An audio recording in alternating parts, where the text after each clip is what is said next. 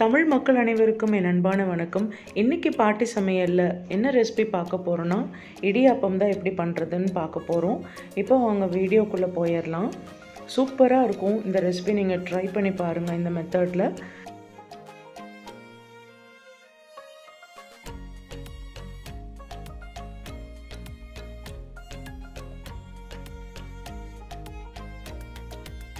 தேங்காய் பாலுக்காக தேங்காய் வந்து இந்த மாதிரி ரஃப்பாக நறுக்கி வச்சுருக்கேன். இப்போது இதை நம்ம வந்து மிக்ஸி ஜாரில் சேர்த்து நம்ம அரைச்சிக்கலாம். இப்போ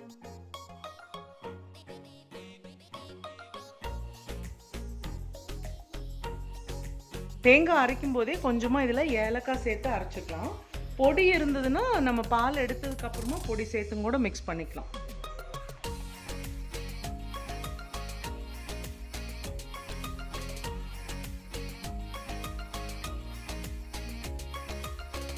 இப்போது வெல்லம் வந்து காய்ச்சிட்ருக்கேன். இது வந்து நல்லா கரையட்டும்.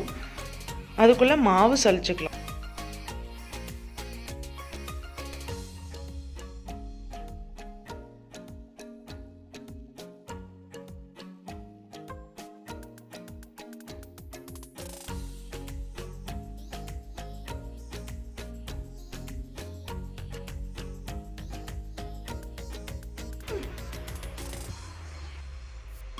எட்டு கப் அளவுக்கு தண்ணி சேர்த்துருக்கேன். இதில் தண்ணி நல்லா கொதிக்கட்டும். கொதிச்ச பின்னாடி நம்ம மாவு சேர்த்துக்கலாம்.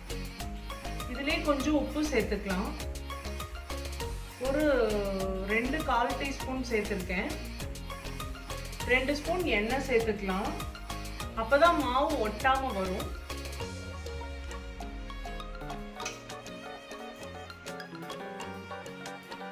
இப்போது தேங்காய் பால் வந்து நம்ம பெரிய வடிகட்டியில் வடிகட்டினால கொஞ்சம் மாதிரி இந்த மாதிரி இருக்கும். கொஞ்சமாக தேங்காய் நிற்கும். அதனால இப்போ நம்ம காஃபி ஃபில்டரில் வந்து இப்போ வடிகட்டிக்கலாம் நல்லா.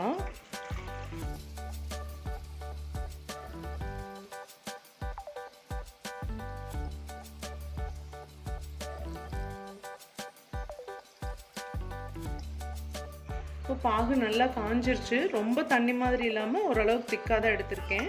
ஸோ இதை வந்து நம்ம இப்போ வடிகட்டி வச்சுருக்கேன். இதை இப்போ சேர்த்துக்கலாம்.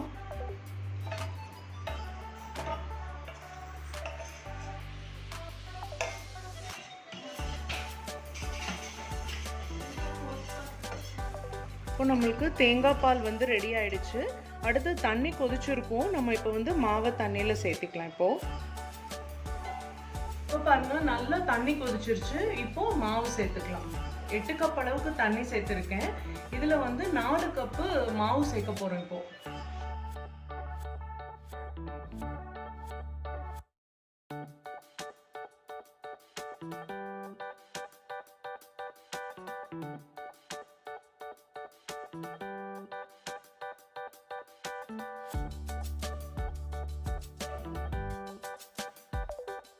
ஒரு கப்புக்கு 2 கப் தண்ணிங்கிறது சரியா இருக்கும்.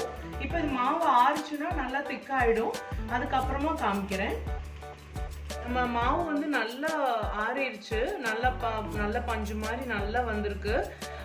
ஸோ இதை வந்து நம்ம இடியாப்பம் குழல்ல வந்துட்டு உள்ளே வச்சு நம்ம இதில் இட்லி பேனில் புழிஞ்சு எடுத்துக்கலாம்.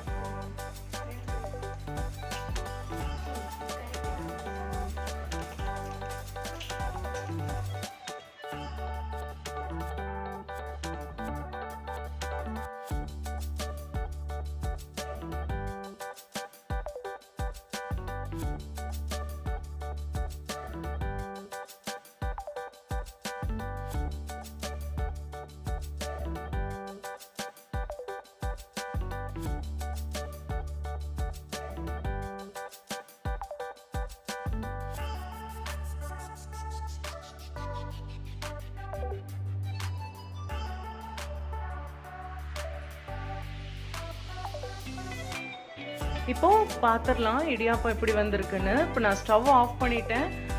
சூப்பராக வந்து வெந்துருச்சு. ஏற்கனவே வந்து நம்ம வேக வச்சு தான் பண்ணியிருக்கோங்கிறதுனால நல்லா பஞ்சு மாதிரி நல்லா வெந்துருச்சு பாருங்கள். பிளேட்டில் இதை சர்வ் பண்ணிவிட்டு தேங்காய் பால் எடுத்து வச்சுருக்கோம் இல்லையா, அதை ஊற்றி நம்ம இப்போ சாப்பிட்றலாம்.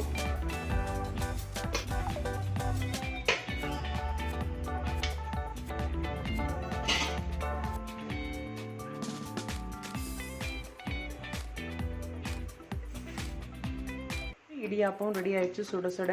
நீங்களும் வந்து ட்ரை பண்ணி பாருங்கள். பார்த்துட்டு எப்படி இருந்ததுன்னு கமெண்ட் பாக்ஸில் சொல்லுங்கள். இந்த அளவு இன்னும் உங்களுக்கு பால் வந்து திக்காக வேணும் அப்படின்னு நினச்சிங்கன்னா இந்த அரிசி மாவு இருக்கு இல்லையா, அது வந்து கொஞ்சமாக ஒரு சின்ன கட்டி அளவுக்கு ஒரு எலுமிச்சம்பழ சைஸில் எடுத்துகிட்டு நீங்கள் இதில் கரைச்சி விட்டுட்டிங்கன்னா நல்ல திக்கான பால் கிடைக்கும் உங்களுக்கு. நாங்கள் இப்படி தான் சாப்பிடுங்கிறனால நான் இந்த மெத்தடில் பண்ணிட்டேன். பாருங்கள், ரொம்ப சூப்பராக வந்து இடியாப்பம் ரெடி ஆகிடுச்சு தேங்காய் பாலோட.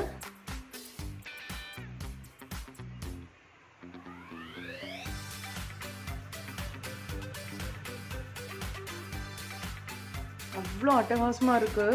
இந்த தேங்காய் பால் வாசத்துக்கும் ஏலக்காய் வாசத்துக்கும் வெல்லத்துக்கும் அவ்வளோ சூப்பராக இருக்குது. இந்த வீடியோ உங்களுக்கு பிடிச்சிருந்ததுன்னா லைக் பண்ணுங்கள், ஷேர் பண்ணுங்கள், கமெண்ட் பண்ணுங்கள், மறக்காமல் சப்ஸ்கிரைப் பண்ணிடுங்க. மீண்டும் இதே மாதிரி ஒரு நல்ல சமையலுடன் உங்களை பாட்டி சமையல் சந்திக்கிறேன். அது வரைக்கும் நன்றி, வணக்கம். பாய் ஃப்ரெண்ட்ஸ், தேங்க்ஸ் ஃபார் வாட்சிங்.